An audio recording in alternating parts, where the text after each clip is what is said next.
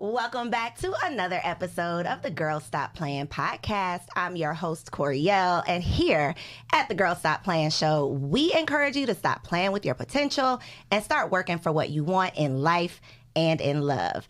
On today's show, we are getting into the mind of a man, which I know is one of y'all favorite things to do, and we got one of my favorite fellas in the building. The one and only, the author, the relationship coach, Mr. Stephan is in the building, y'all. Did I say it right? Pretty damn good. I've been practicing for 10 years to get this name right, and I got it a little okay. So I'm proud of myself for that. So listen, for those of y'all who don't know, Stephan and I go like way back. Way back. I mean, I think it's like 2013. Something crazy, 2013, 2014. So to have this full circle conversation is definitely a treat. But before we get into it, we got to get things warmed up, okay? Okay. So we're going to play a little game. You ready? I'm Don't always be ready. nervous. This is a little game of this or that. So I'm just going to name two options and you just choose your favorite. Okay. All right. So do you prefer a private chef or a 5-star restaurant? Private chef. Okay.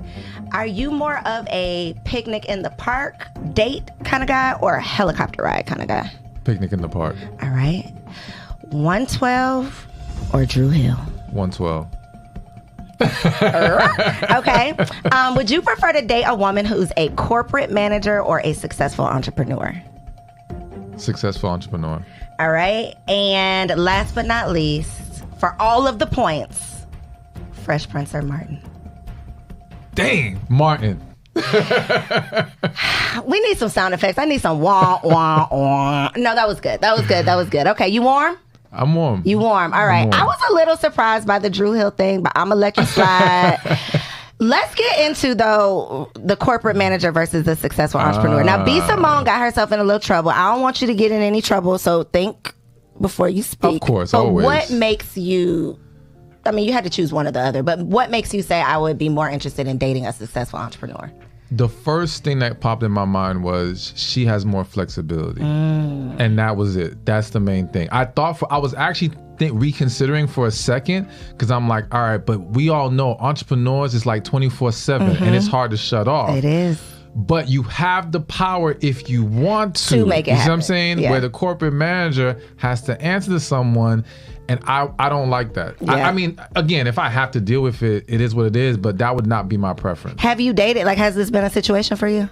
No, not really. So I think that's what B. Simone was trying to say. You know, the people just kind of ran with it. But I think that was her intention. And I have actually heard the opposite from an entrepreneur who had a preference of dating a woman with a typical 9-to-5 or a career for more of like the certainty of it and the benefits of it, you know, the insurance and the things and all of those things that come along with it.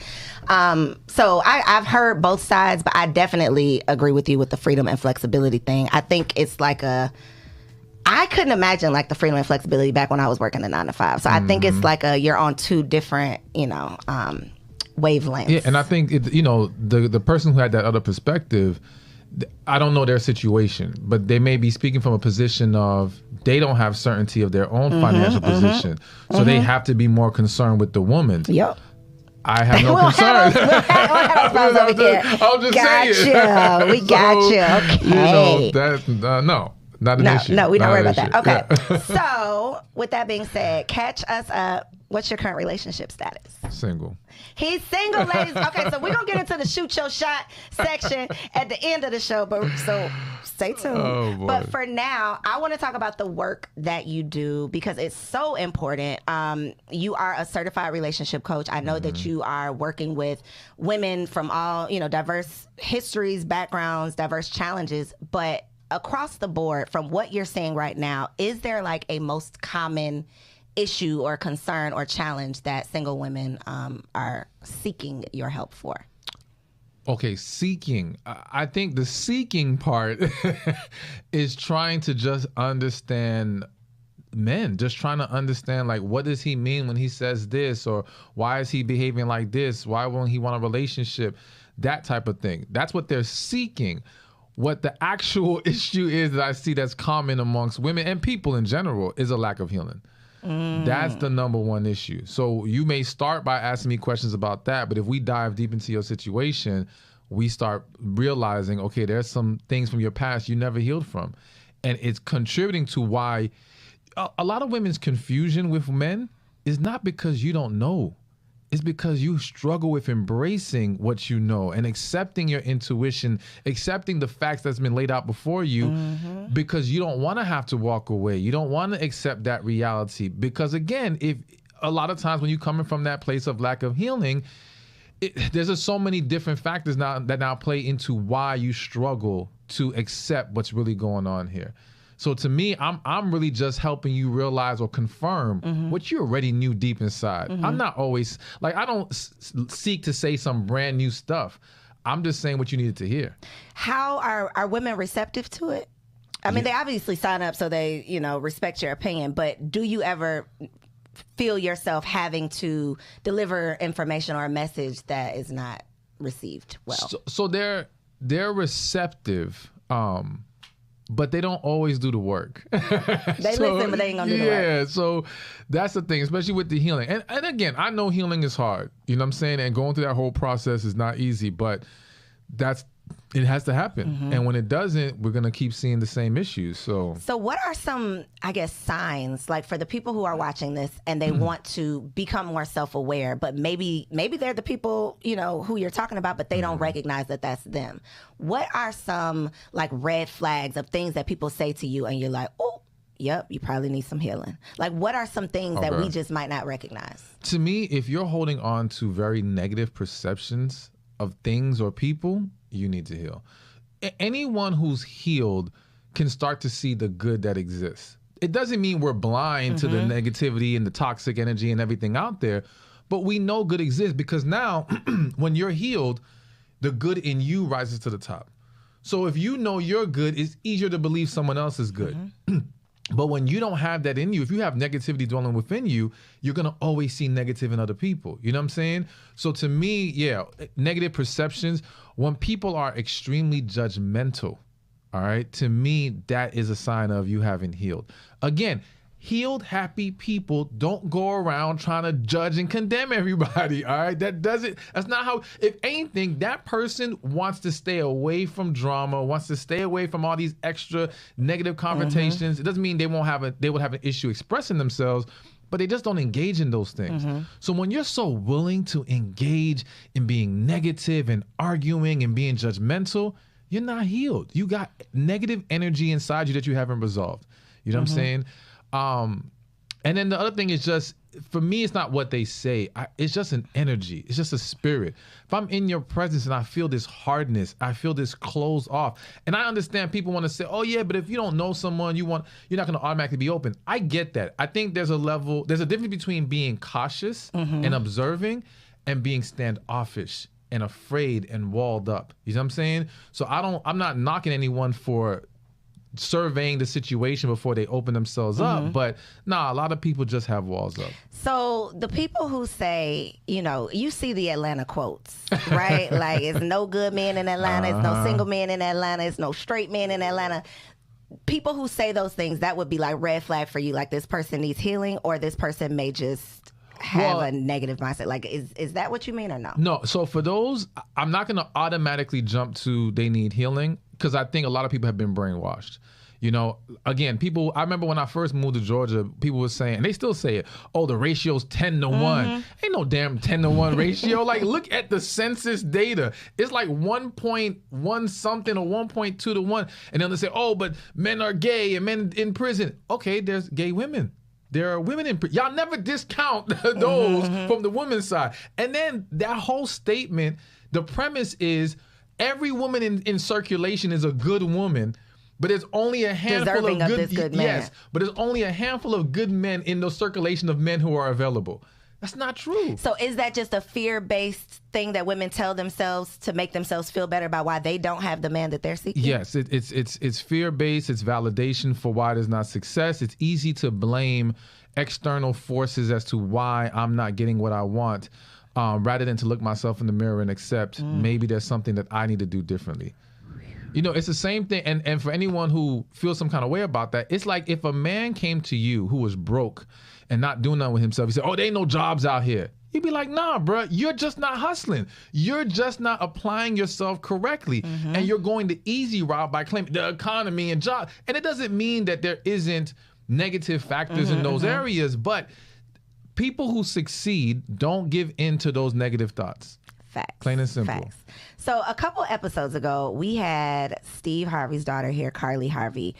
Carly Harvey Raymond, let me put some respect on her husband's name, okay? And we talked about the 90-day rule, right? You know, Steve Harvey's book, his 90-day rule, you don't have sex with a man before 90 days.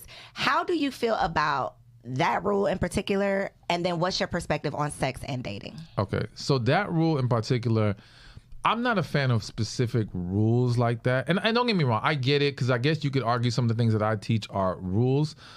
I just think that hard deadline timelines like that they can be tricky because, okay, you may have been dating him for 90 days, but you don't know him in 90 days because you haven't had the tough conversations. You're not asking the right questions. You know what I'm saying? And even if he lasted 90 days, he may have been acting a fool the whole 90 days. Just because he's still around doesn't mean, oh, now it's time to move forward and get together that way.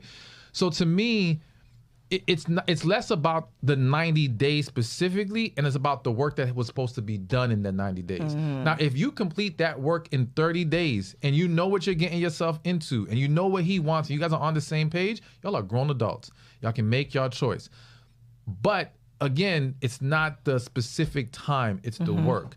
Now, as far as sex and dating, to me, I just think that people have to be honest with themselves about what they can handle. All right. We can go the spiritual route and say, wait till marriage, but we know realistically, most people ain't waiting. And so what I tell women is like, don't sleep with him until you're okay with what happens next. So if you sleep with him today and he doesn't call you tomorrow and you're going to feel cheated and robbed because he didn't call you, you shouldn't have slept with him. That means you slept with him for the wrong reasons. You slept with him because you were expecting something to come out of it. If you sleep with him in the dating phase, it better be because you just want to enjoy this experience. That's how you're feeling. I'm not saying you should feel that way, but that's your choice. And at least now, if things don't go as planned, you don't feel like, oh my gosh, you know, I cheated myself, I lost, you know what I'm saying? Because that can be very discouraging and send women down a negative spiral from there. You know what I'm saying? So to me, it's just be honest with yourself about that, but also be honest about how long you need to have clarity on what's going on here. Sex can cloud judgment. So if you jump in too fast, it can easily mess things up because now you start overlooking red flags that you shouldn't overlook. You know what I'm saying? And here's the crazy thing. People love to act like it's because it's good sex. There are tons, millions, hundreds of millions of women who have held on to men and it was bad sex. All right? The whole good sex thing is a cop-out. You became attached because emotionally you wanted to hold on to him, or by giving your body, you now become more emotionally attached to this man. And now it's of an investment you've made, and women struggle to walk away from their investments. You know what I'm saying? So you got to be real. What can you handle this without getting caught up?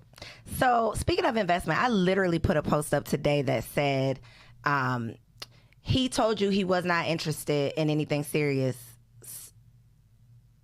So why would you continue wasting your time trying to give him time to change his mind? And I think that's one thing that women, we do because we have this high hope. You know, we've already imagined us like having kids, walking down the aisle, all of the things.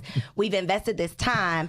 And even though you have told me out of your mouth, this is not what you want, I'm not ready for this, this is not yada, yada, yada, whatever you've told me, I'm just going to continue to invest, continue to give, continue to hope and pray and think that I can convince you to change your mind. And then I'm just going to be hurt and mad at you when you don't. So how do we get to the root of like, or is it possible for us to get to the root of like this men are from Mars, women are from Venus thing? Because I feel like we are so, like our communication is so bad because you're saying something and I'm hearing something completely different, or I'm hoping that you're saying what I want you to say, and if you're not, I can convince you to change your mind about it. What do we do about that? So I said at this event I was at recently that too many women are more focused on how they feel than what he said. So he could say, I don't want a relationship, but if she feels, but we could be great together, she will hold on to that rather than his actual words. And I think that the key for men and women to get past this whole men are from Mars, women are from Venus, we have to start to understand we're not wired the same way. And what would do best is if I'm a man, My goal is to get more emotionally in tune with you.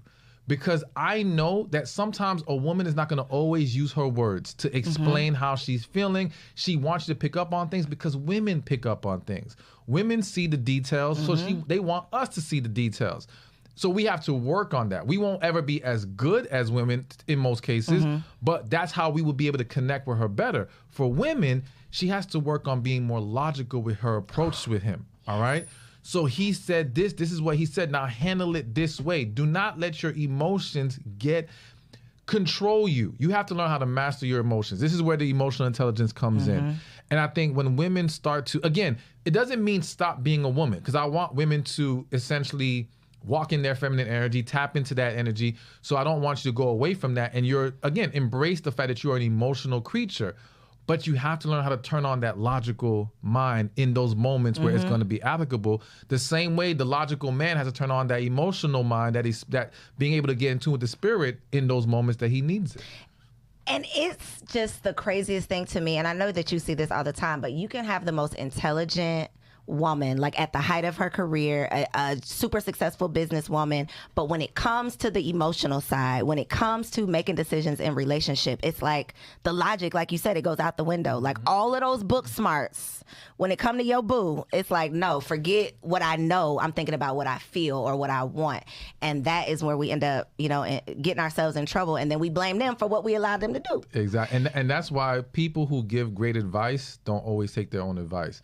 Because once you become emotionally invested, it's like your brain gets scrambled. You just don't see straight anymore.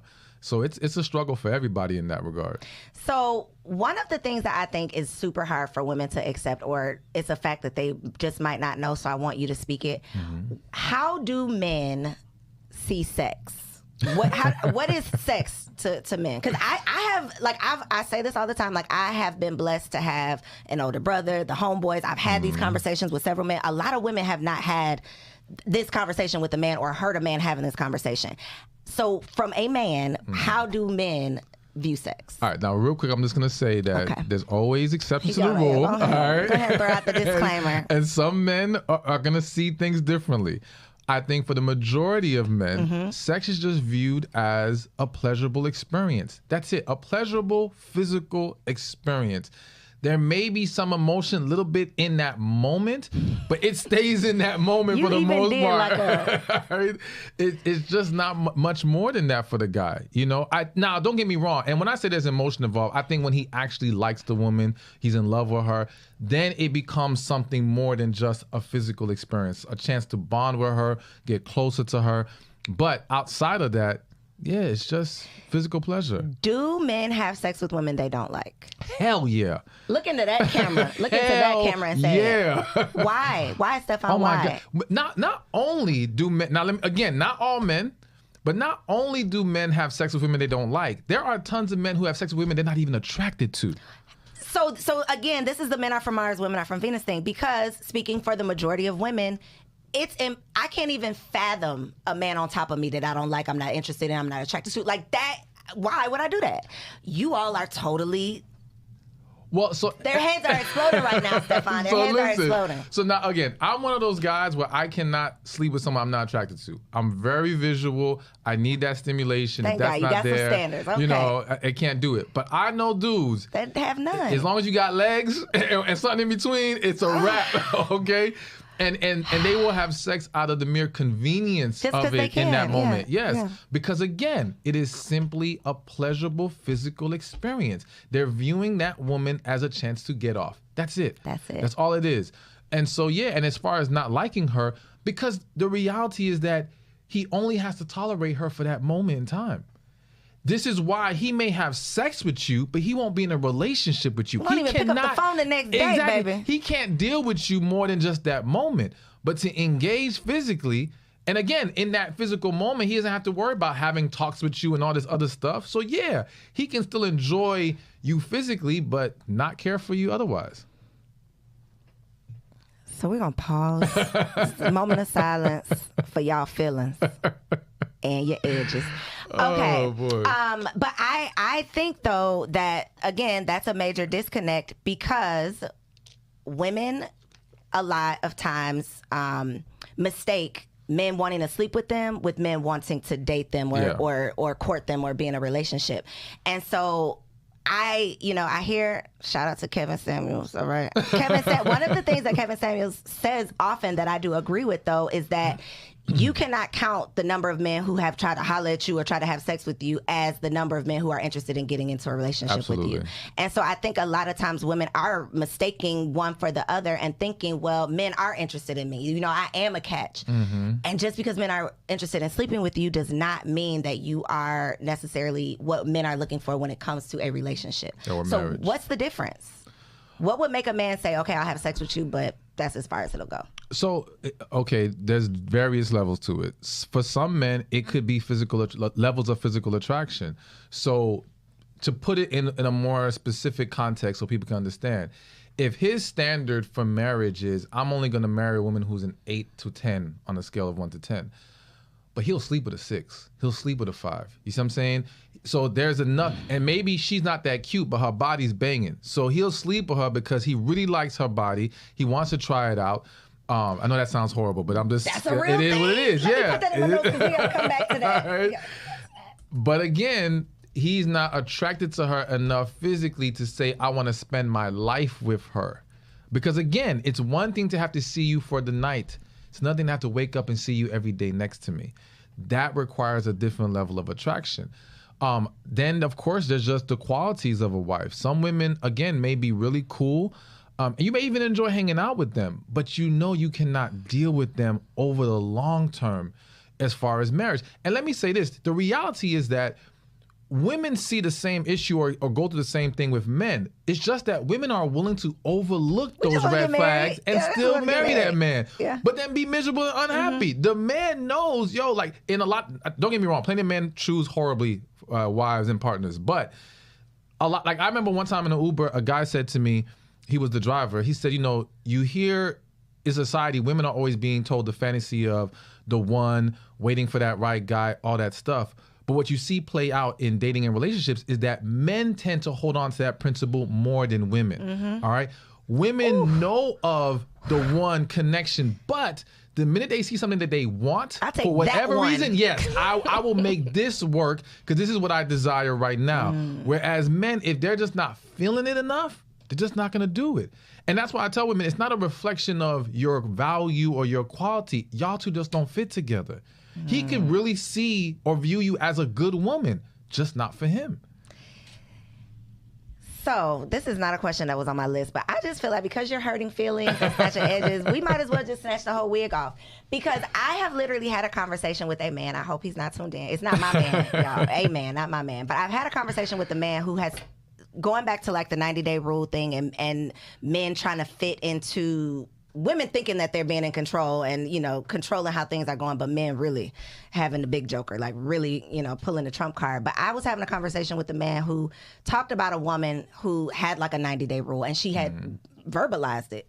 Big mistake. So she talked to him about it. She's holding him to this standard and he literally told me, like, yeah, I just did what I had to do to get to the 90 days, just basically to get her back for playing games with him.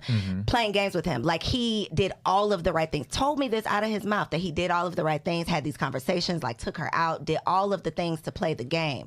So what is your advice for women who are watching for the red flags, asking the questions, like thinking that they're doing their due diligence, and then they're just dealing with like a fraud? So I'm very skeptical of any situation that proclaims that this man just fooled you the entire time. I always say a lot of times women don't get played, they play themselves. All right? Girl, stop playing. They see something. They pick up, and even if you can't say you saw something specific, they sense, yes, they felt like something's not right. But again, they try to ignore it. So to me, you've got to be strong as a woman in the sense of accepting your intuition. Stop denying it. Stop running from it. And if you're spiritual, you've got to go to God and pray about the situation and asking God, not just looking for signs, hearing it in your spirit, like, this is what I need to do right now. Because I don't think anyone's that good of a liar. I think that you let someone talk enough, they're going to expose themselves. You just have to know how to keep them talking. And so that requires conversations, asking questions, diving deeper, because it's very easy for people to either, when they give you a BS answer, you can sense it, or they just dance around the situation or dismiss it altogether. You know what I'm saying? So, and then there's just certain questions that men will and women will expose themselves on. Like if you ask a dude questions about handling finances in a relationship, he's very likely to tell you straight up what it is. So if you don't like the way that he does things, you don't have to keep guessing. You know what I'm saying? But you just have to have those conversations. But we tend, when I say we, society tends to be scared to dive deeper early on. It's like, well, I don't want to run this person away. Yeah, but it's like, yo, if they run away because you're diving deeper, they're not for you. Exactly. That's the way you weed them out. Yep. And that was literally a question that I have here, because women do have such a hard time asking questions because they don't want to be annoying. They don't want to push too much. They don't want to turn you off. So how do you toe the line between being interested and being inquisitive and digging deep, but not like being annoying? Again, annoying is a perception based off of likability. Basically meaning, let's look at it from a woman's perspective. If 10 guys DM a woman right now, hey, you're beautiful, right? And you look at them dudes and all 10, they don't like them. So to you, they're annoying, they're thirsty, whatever. Mr. 11 says the same thing. Hey, beautiful. But you like this dude and now you're flattered. This is cute. It's not the action. It's how much you like them, and as well when it comes to women, it's the energy that you're giving off when you're asking these questions. That's true. If you're asking with an energy of interrogation, of being hard and having an attitude, and that can happen when you ask the question because you're expecting a negative answer. You can't go into the conversation expecting something bad. You have to go in, believe either clean slate or believing something positive, but prepared for something negative. You see what I'm saying? Because when you prepare for negative, you project that.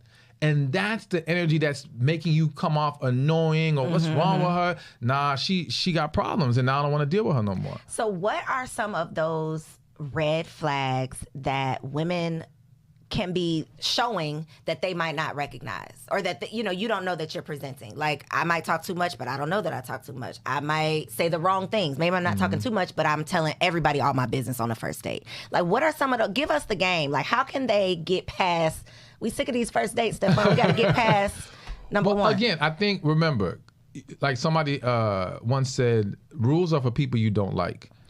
So basically, when we like the person enough, we're way more flexible.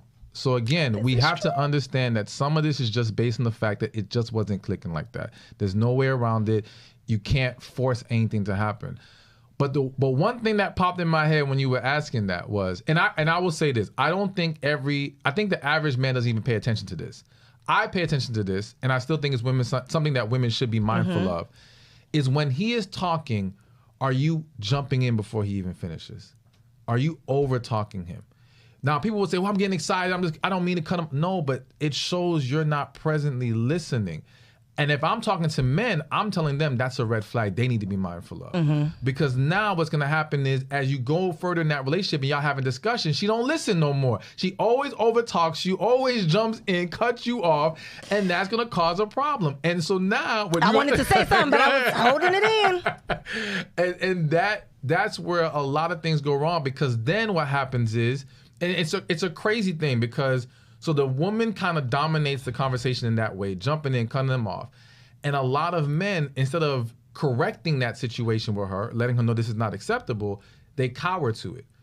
And now they end up becoming more silent. But then that only pisses her off even more, because now you're not talking. Why aren't you opening up? So it just creates a snowball effect of negative problems, and it's like, it's just not worth it. So it needs to be nipped in the bud as early as possible. And of course, that goes for both sides. Both people need to learn to listen when the person is talking. Let them finish, then make your statement. So with that being said, do you recommend therapy for any relationship, for relationships that are moving towards marriage? Do you not recommend therapy? Like, what role do you think therapy plays in a relationship? Absolutely. Everyone should be doing therapy. I don't care if you're single, dating, married. Like, I hate the idea that people think, well, why should we go to couples therapy if we're just in a boyfriend-girlfriend relationship? Well, because you want to be more than that. Exactly. And even if you don't want to be more than that, it's to help you have a healthier dynamic. So one way or another, if you're going to remain in this situation and there are problems and you guys have not been able to resolve those problems amongst each other, then go to a third party. There's no reason why you shouldn't. So I definitely think, and especially before you get married. Especially. Like that to me is a huge mistake when people don't do marriage counseling before they get premarital counseling. So do you think it should be a deal breaker if you bring up the suggestion to go to therapy or counseling or whatever and your partner isn't prepared? If I'm honest, hell yeah, it should be a deal breaker. Please Only be because my thing is, if you are unwilling to seek help to rectify things now, what are we setting ourselves up for later? We're gonna, because we can't always do this ourselves. We're gonna need help sometimes. You know what I'm saying? So to me, that's just a really big problem. And I think if someone knows that by not going, I will lose this relationship, and they're still unwilling to go, they That just should tell you something, Exactly. right? That's enough right there. So there's this thought around dating someone's potential.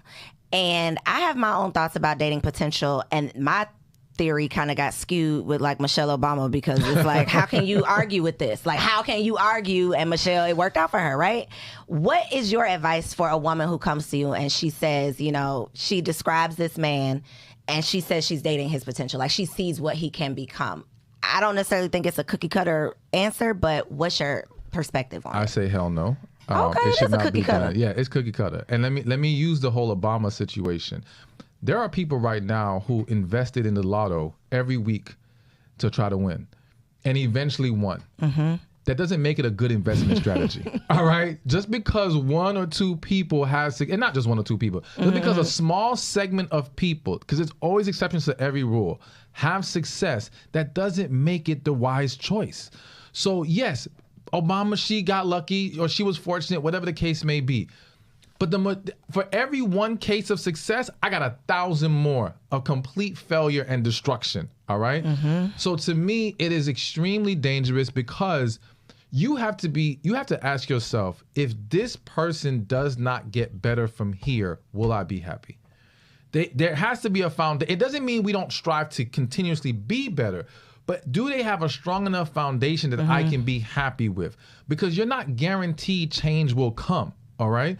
And unfortunately, the potential you see, they may not see in themselves. So it's like you're trying to drag them to a place that it's not in their heart to go to. It's almost like you'll have these scenarios where, let's say a guy is a plumber, and he's making 60 grand. And the woman gets with him, but she wants a 6-figure man. But she says, you know, he has potential. He could own his own plumbing business.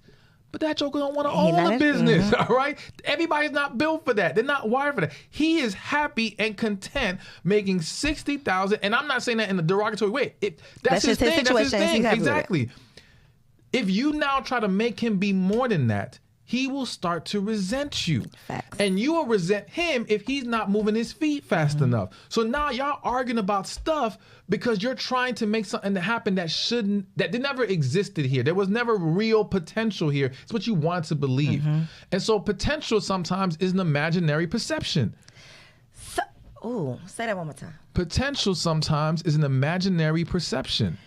So what do you think about the idea of like dating, being equally yoked, dating down? There's a concept of like the high value man. Everybody wants the high value man, the 6-figure earner, everybody wants that, but everybody is not necessarily qualified for that. Like you're not a match to that. And so you get frustrated because you're not getting what you want, but what you want is not necessarily in alignment with who you are. My opinion. What is your opinion on dating? I don't want to say dating down, but dating a person that's in alignment with where you are currently versus where you might see yourself. Because maybe you're not where you want to be, but you want to date somebody that's already there. Yeah. So I think one, let me say, I'm not a fan of dating down in that way. To me, it's all about connection. If there's a connection with someone who other people perceive as lower status than you or whatever, I don't care about what they perceive. I don't even care if you've been brainwashed to see it that way. If there's a connection, you should embrace it. If there's not, you should walk away. But I think the way people need to look at it, I'll give an analogy. There's tons of people who want to have a G-Wagon, right? And when they dream about having a G-Wagon, they're only thinking about the luxury of having it, the enjoyment of having this nice car.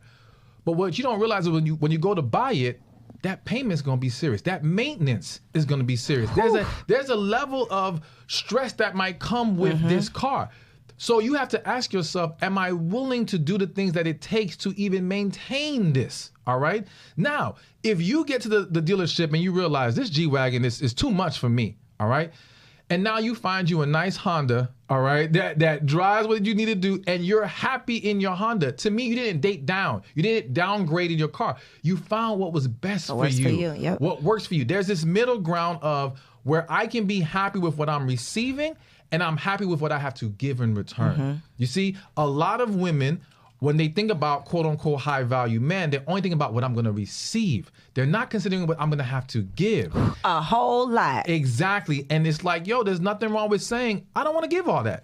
So let me go be with a man who's in that range that I can have that trade-off that I'm happy with.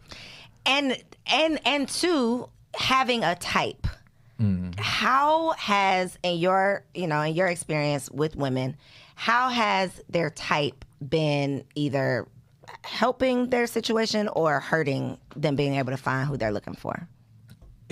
So I want to put it like this. I think there's nothing wrong with having a type in regards to what you're attracted to is what you're attracted to. I think it's problematic when it's like... Is that true? What you're attracted to is what you're attracted to?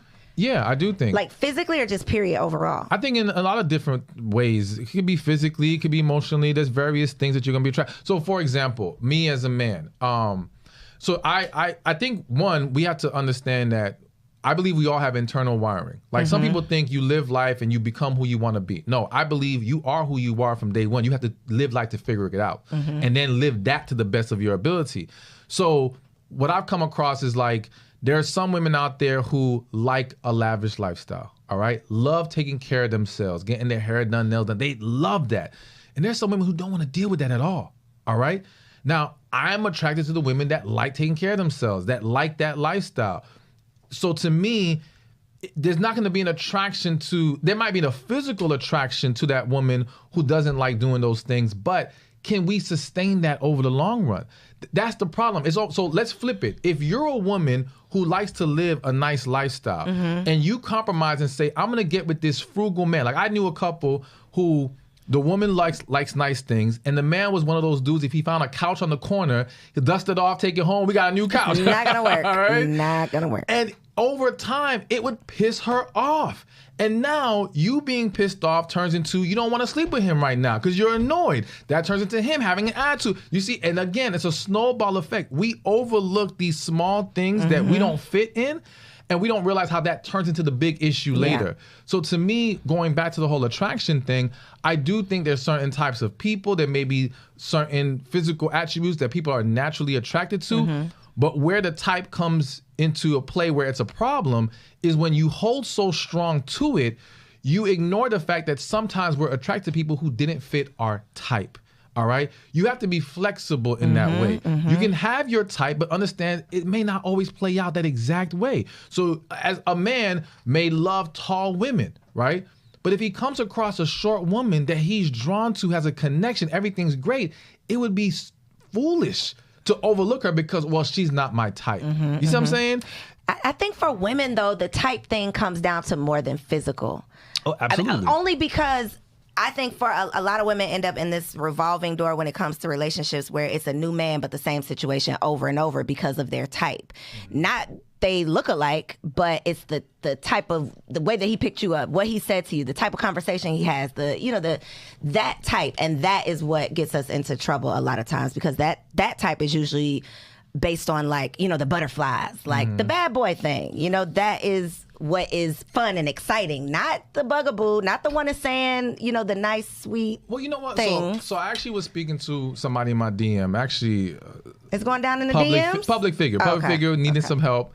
And we had this conversation because she actually recently left a really good guy because she typically likes a bad boy, whatever. And I explained to her, I think society mislabels what's really going on here. The issue isn't that women like bad boys or men who treat them poorly. They like masculine men. Okay. All right? Plain and simple. If you are a man who can be loving, respectful, nice, all that stuff, but still be masculine, you're going to get women left and right. They're going to still love you. All right? Are there some women who may have this You know, let's say she just likes a hood dude and he has to be a hood dude. But listen, I've met women who she may have dated hood dudes her whole life, but if she meets a dude who has that masculine energy and doesn't look exactly like the hood, she's still drawn to that man. Gotcha. I think it's the masculine energy. So what women have to understand is and that's why you have to be flexible and realize it's not the type, it's the energy, it's the attraction, it's those fundamental things that you have to now evaluate, because there are tons of good masculine men. You don't have to have the dude who treats you like crap to have a masculine man. You know what I'm saying? And it's the same way women will say, oh, well, men just want hoes. Ain't no man waking up saying, I can't wait to marry a hoe. Like, that's not what the man thought. Y'all are smashing them down. Yeah, smashing and marrying is two different things. But the point is he attracted to hoes, or is he attracted to women that present themselves in a way physically that he's drawn to? Is he attracted to women who like to look good? Is he attracted to women who have nice bodies? Because if he's just attracted to hoes, then you can find you an unattractive hoe and he would still want her. But that's not what happens. He's only going after attractive women that look a certain way. So it's not really about her being a hoe. But what happens is, again, the side who loses in that situation loves to mislabel the issue. So the man will say, women just want a bad boy rather than accepting, nah, bruh, you're not masculine enough. You have to work on that. Women, he just wants hoes. No, you're not presenting yourself properly. You're not being effective in how you exude your energy. That's the reality of it. I waited. I didn't want to cut you off. I appreciate when I get that. home, my man gonna be like, see how he got you together? Yeah, I'm sorry, baby. I'm gonna work on that. So you just brought up something that reminded me. Y'all, I don't think this was the first time.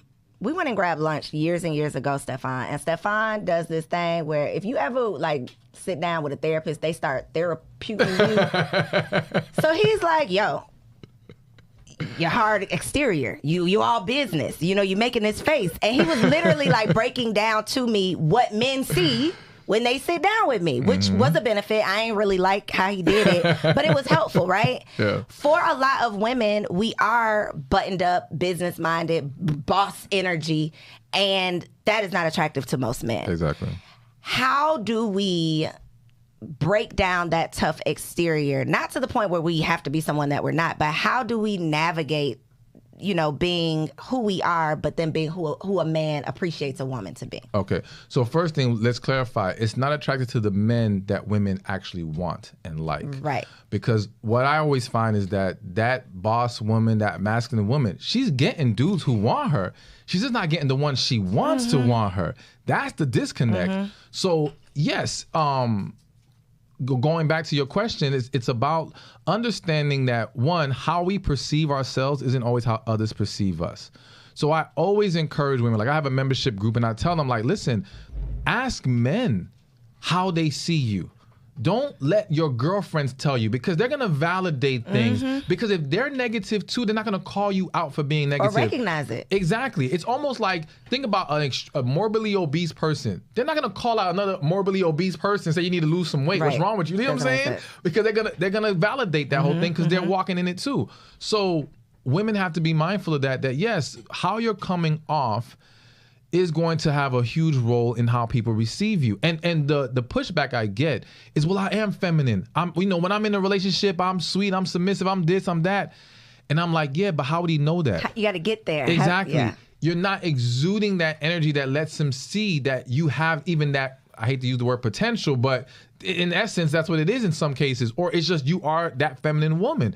And so a lot of women think, well, he should take time to figure it out. Ain't nobody got time for that.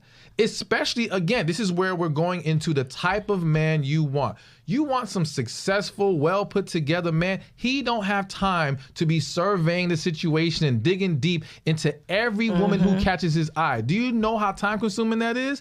And one of the analogies I love to use, because I even use this analogy in regards to why people should be using physical attraction as a evaluator for relationships.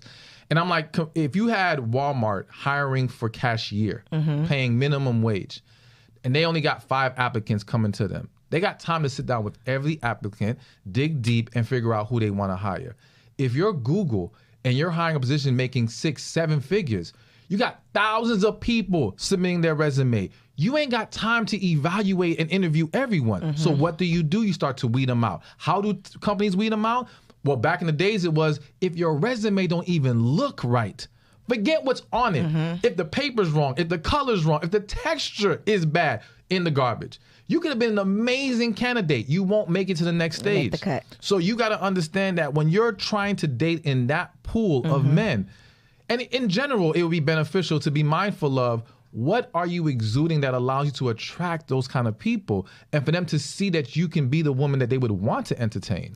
So what are some of these feminine things? Because it's hard out here, Stephan. Listen, I'm really loving that social media has this whole like soft woman thing, like this whole soft woman movement. I am loving it because I'm tired of working hard.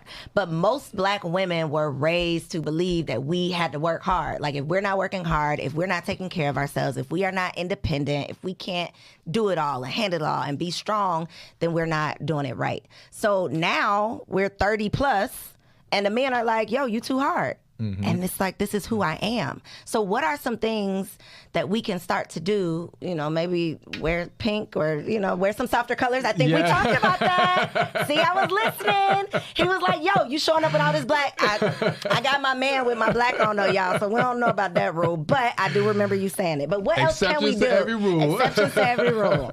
Those things do matter though. Yes, but so the first step is though, stop saying this is who I am.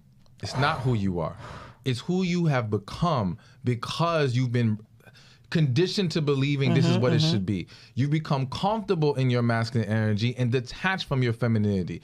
But the reality is that that feminine energy is still in you, which is again why when you're in a relationship or when you're emotionally vulnerable, it comes out. Yeah. Or even better, some of these same women who are so hard, put them around kids and they're joyful, they're sweet or whatever. Put them around a man, they shut the whole thing down. No more feminine energy. So the reality is that it's not that you're not feminine. Okay. It's that you don't view the child as a threat. Right. All right. You view men as a threat. And because of that, you become defensive around men, but you're not guarded around children. That same energy that you give kids, give that to a man, see what happens.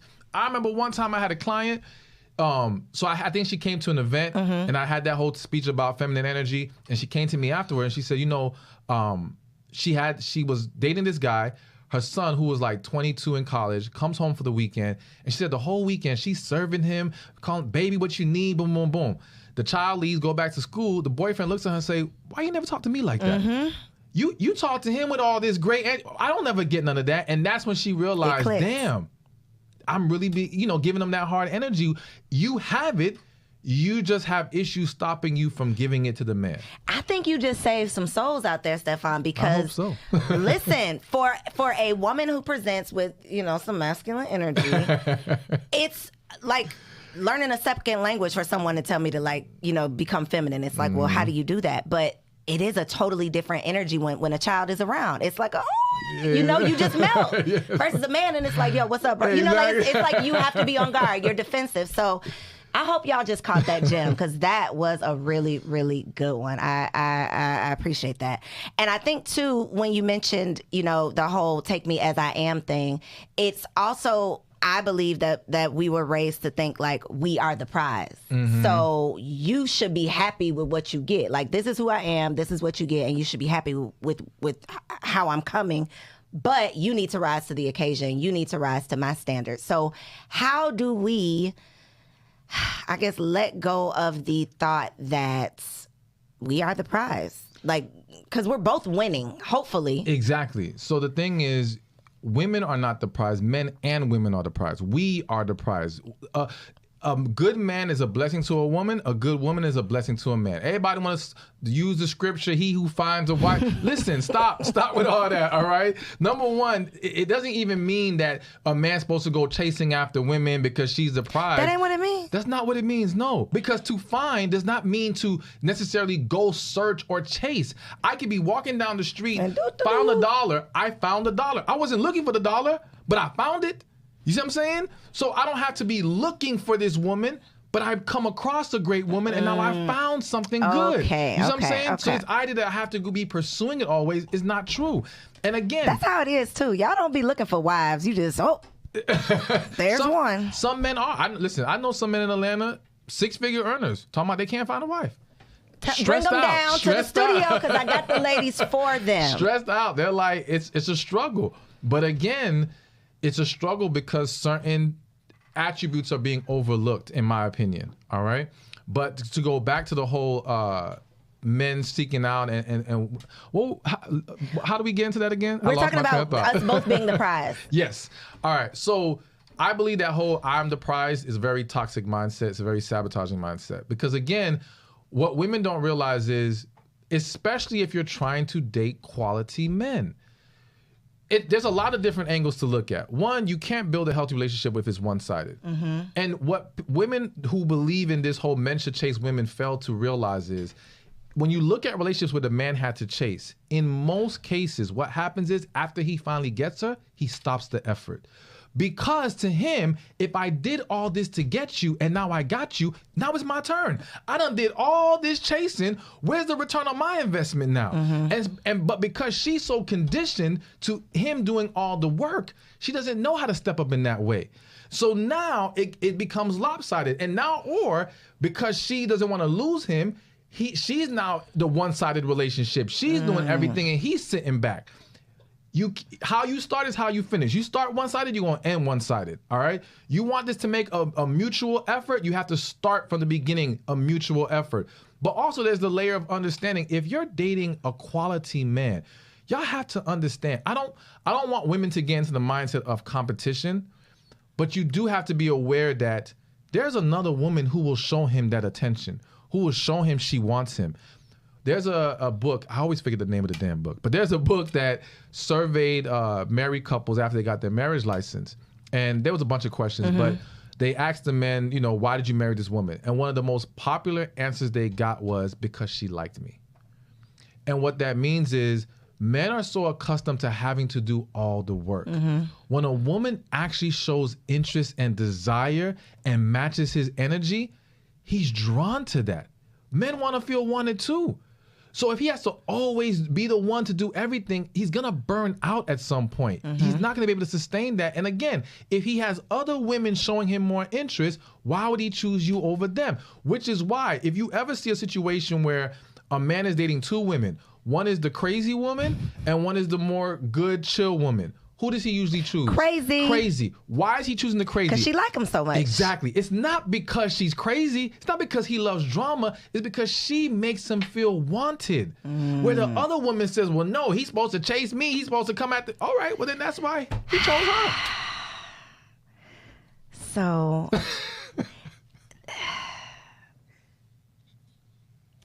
Y'all, I'm like,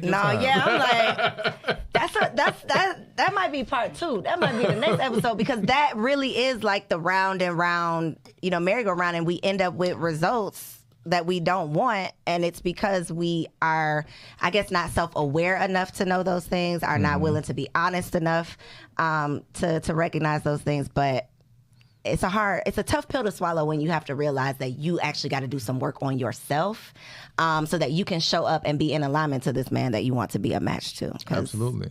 And I think the other problem is like the mentality of, when he shows me enough, I'll do this, is a problem.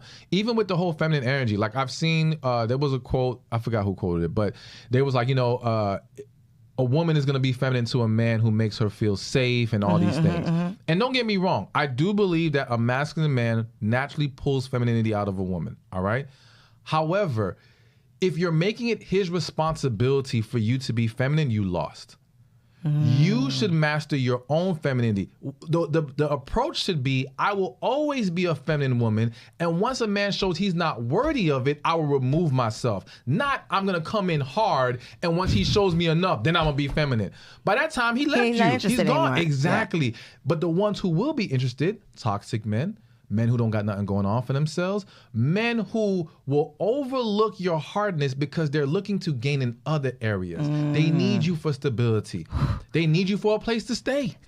They need you for your car. All right? We can go on and on. Those men will tolerate all those things because they value the other stuff. But to the man who has it, He doesn't care about that stuff. So the fact that you can keep getting a man, if it's a bad man, that's literally proof to you of what you're putting out, because that's what you're attracting. Well, I'll say this, because I do believe it's not always about what you attract, it's what you entertain. So there is a matter of, clarify I that. think, Thank you could be an amazing woman. You're going to attract some bad men. But if you keep entertaining them, that does speak to an issue going on within you. You see what I'm saying? So I ain't mad at you because that's what you're attracting, but why are you entertaining it? But yes, if all you attract is that, that's it, that's a problem too. You see what I'm saying? Wrong, yeah. Because if you are a woman that's exuding the right qualities, you're going to be able to say, I do meet good men. Even if you say, I haven't met a good man that I wanted, that's fine. But to say you're not meeting any, that's a problem. Red flag. Yes. Flag on the play. So for the ladies out there who are like, I want this to be my last season as a single woman, they just need a couple pieces of advice. Like 3 quick tips. 3 quick tips. 3 things that they can do right now. All right. I mean, besides all of the gems you've already dropped. I mean, because it encompasses everything we talked about. Healing is number one. You know what I'm saying? That's the foundation of it. So they want things to change, they have to heal. There's just no way around that. All right. Number 2 is tap into your feminine energy. Women who tap into their femininity, they start winning, plain and simple. And not only does it get you the potential of relationship, business will get better. Life will get better. Everyone will want to be around you. And for those who don't think the energy is a problem, some of y'all don't like your own mothers, your own sisters. Why? Because they got an attitude. Why? Because they're so hard. So then why do you make excuses for that kind of energy when it comes to dating? If you don't want to deal with them, why would a man want to deal with them? And if she's like that with you, trust and believe she's worse with men. That's the other thing. I have to say this. That's something that women don't understand. Women look around and say, there's all these wonderful women. Y'all don't know what's going on behind closed doors. Some of these women are savage. All right? The things that they're doing to these men, y'all would be shocked, okay? Y'all have no understanding, because what y'all have to realize is, and I'm not saying you like you, but a lot of women in general, a lot of women do not reveal all the details to their friends because they view women as, she will turn on me and she'll throw it back in my face. And who else makes that complaint? Men. Men are afraid to open up because women tend to throw things back in your face. But when a man makes that argument, is that a woman he's thing? being ridiculous. It is more of a woman thing than a man thing, simply because the action of throwing things back in your face is someone who allows their emotions to get the best of them. And because women are more emotionally wired, they're more susceptible to having those moments. All right. So they just get caught up and then it comes out. And then they pull back once the fog clears. It's like, damn, what did I just say? Shouldn't have said that. It's more likely. Now, do men do this? Of course, because there's a lot of men who have not mastered their emotions. There's a lot of broken men. So I'm not saying that men don't do it, but because women are emotionally wired, they're more susceptible to having a moment where they lose sight and they throw things in your face or whatever. And again, y'all have experienced that as girlfriends. So why do you think she's so much better with a man? She's going to be worse with a man because she's more emotionally invested. The more emotionally invested you are, remember what I said earlier, once you're emotionally invested, the brain kind of scrambles. Yep. That's why you have to master that aspect. So healing, tap into your feminine energy. And this next one may not apply to everyone, but learn how to talk to and listen to God. Ooh. Plain and simple. So many women would save themselves so many headaches if they just listen to God. So many women would not end up in the wrong relationship if they just listen to God.